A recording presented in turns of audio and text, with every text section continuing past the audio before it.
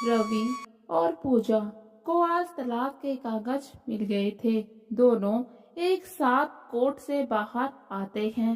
दोनों के चेहरे पर एक अलग ही खुशी और सुकून है। दोनों के ही परिवार दोनों के साथ में होते हैं।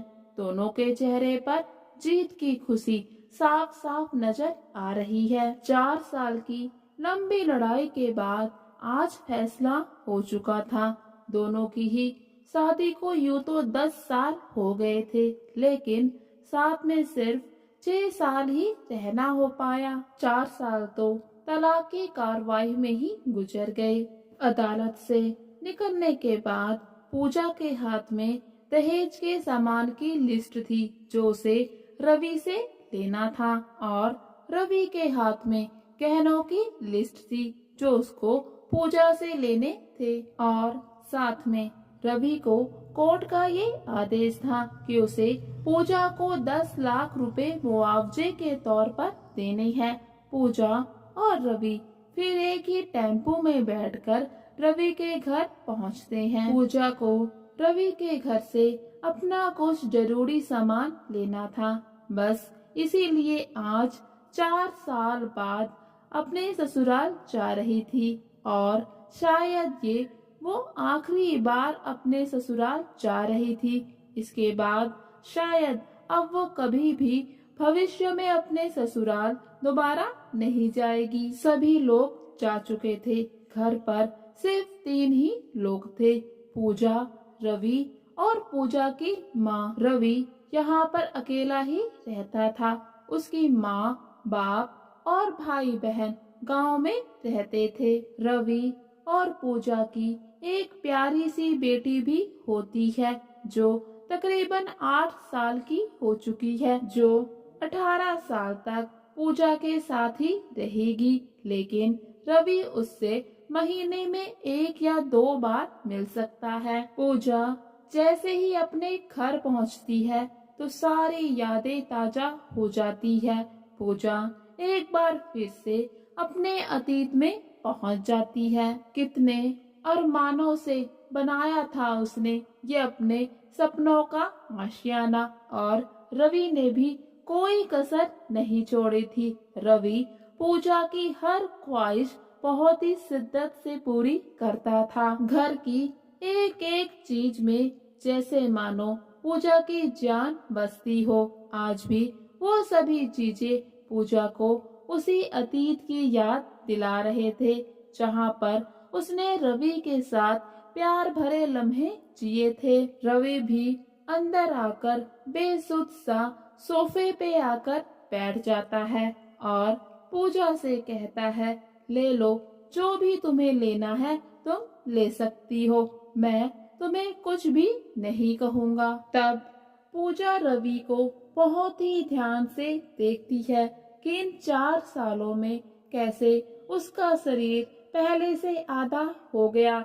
चेहरे की रौनक भी चली गई, बालों में भी सफेदी आ गई। फिर पूजा स्टोर रूम की तरफ जाती है जहाँ पर उसके दहेज का सामान रखा होता है। दरअसल रवि और पूजा की लव मैरिज हुई थी।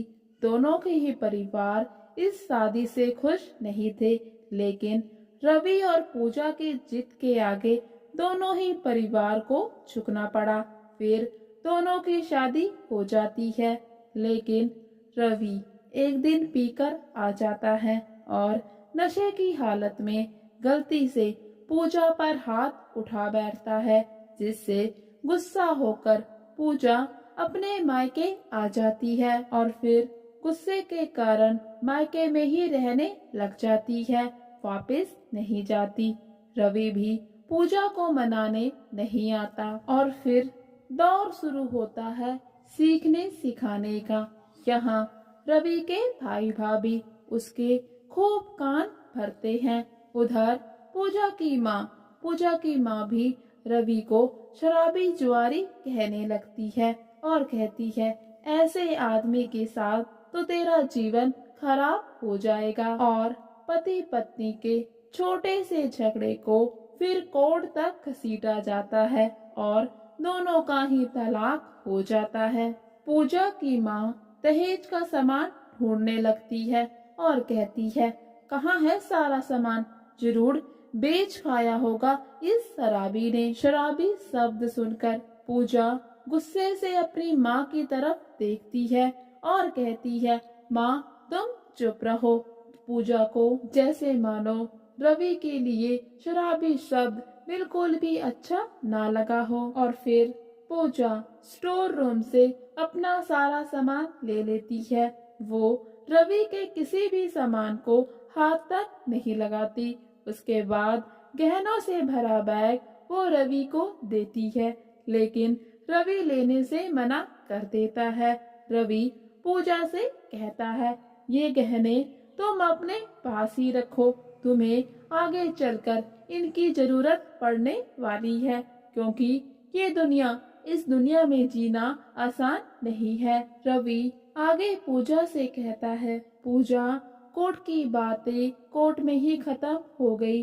वहाँ पर तो मुझे भी शराबी, जाहिल, गवार और ना जाने क्या क्या बोला गया। रवि की बात सुनकर पूजा की माँ कहती है, रहने दो, हमें तुम्हारे गहने नहीं चाहिए और ना ही वो 10 लाख रुपए चाहिए जो अदालत ने देने के लिए बोला है। रवि पूजा से कहता है, इतनी लंबी जिंदगी पड़ी है, क्या करोगी, कैसे जियोगी, इसीलिए ये गहने रख लो। इतना कहकर रवि अंदर के कमरे में चला जाता है।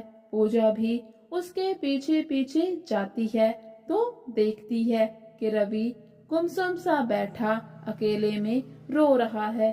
पूजा ने इससे पहले रवि को कभी भी रोता नहीं देखा था। आज पहली बार वो ऐसे रवि को रोता देख रही थी। पूजा को देखकर रवि ने कहा, क्या देख रही हो? अगर तुम्हें मेरी इतनी ही फिक्र थी तो तुमने मुझे तलाक क्यों दिया? ये सुनकर पूजा भी कहती है, तलाक? क्या तलाक मैंने अकेली ने दिया, तुमने नहीं दिया? अकेली मैंने ही तो सिर्फ दस्तखत नहीं किए, तुमने भी तो दस्तखत करके अपनी सहमति दी है। तुम माफी भी तो मांग सकते थे ना? मनोज कहता है, अच्छा, इसका भी मौका कहाँ दिया तुम्हारे घर वालों ने? जब भी फोन किया काट दिया। पूजा आगे से कहती है, तो फिर घर पर आ जाते। तो मनोज कहता है, मेरे अंदर इतनी हिम्मत नहीं थी। इतने में ही पूजा की माँ वहाँ पर आ जाती है और पूजा का हाथ पकड़कर बाहर ले आती है। फिर दोनों माँ बेटी गाड़ी के आने का इंतजार करने लगती हैं। पूजा के अंदर जैसे मानो कुछ टूट रहा हो, कुछ छूट रहा हो। उसका शरीर धीरे धीरे ठंडा पड़ने लगा था। उसको रवि के साथ बिताए हुए प्यार भरे लम्हे याद आ रहे थे। पूजा की घबराहट बढ़ने लगी तो वो घर के अंदर वापस आती है और देखती है कि रवि बेड पर उल्टा लेटा है, लेकिन उसको देखने की भी अब उसमें हिम्मत नहीं है, क्योंकि वो जानती है कि सब कुछ खत्म हो चुका है, अब कुछ भी नहीं बचा। इसीलिए अब उसको और ज्यादा भावुक नहीं होना चाहिए, नहीं तो उसके लिए सब कुछ छोड़ना बहुत ही मुश्किल हो जाएगा। फिर पूजा की नजर सामने रखे सोफे पर पड़ती है, जिसको पूरा दिन बाजार में घूमकर उसने पसंद किया था। तभी पूजा की नजर सामने पड़े फोटो फ्रेम पर पड़ती है, जिसमें वो रवि से लिपटी हुई थी। उसे याद आता है कि वो अपने घर में कितना खुश थी, ना जाने उसकी खुशियों को किसकी नजर लग गई। इतने में पूजा की माँ फिर से आती है और हाथ पकड़कर पूजा को घर से बाहर ले आती है, जहाँ पर गाड़ी भी आ चुकी है। अब धीरे धीरे गाड़ी में सामान रखा जाता है और फिर पूजा की माँ पूजा को गाड़ी में बिठा देती है। गाड़ी की आवाज सुनकर रवि घर से बाहर आ जाता है और घुटनों के बल बैठकर दोनों हाथ जोड़कर पूजा से फूट टूट फूट कर माफी मांगने लग जाता है और कहता है, पूजा मुझे छोड़कर मत जाओ, मुझे माफ कर दो। शायद ये वही शब्द थे जो पिछले 4 सालों से पूजा सुनना चाहती थी। पूजा भी रवि के गले लग जाती है और तलाक के कागज फाड़ देती है। दूर खड़ी पूजा की माँ दोनों को ऐसे देखकर समझ जाती है कि इनको कोर्ट का फैसला अलग नहीं कर सकता। तो दोस्तों, अगर माफी मांगने से दिलों के रिश्ते पहले जैसे होते हों तो हमें बिना कुछ सोचे समझे समय रहते माफी मांग लेनी चाहिए, क्योंकि जिंदगी बहुत ही छोटी है, इसको लड़ाई झगड़े में हमें नहीं गंवाना चाहिए।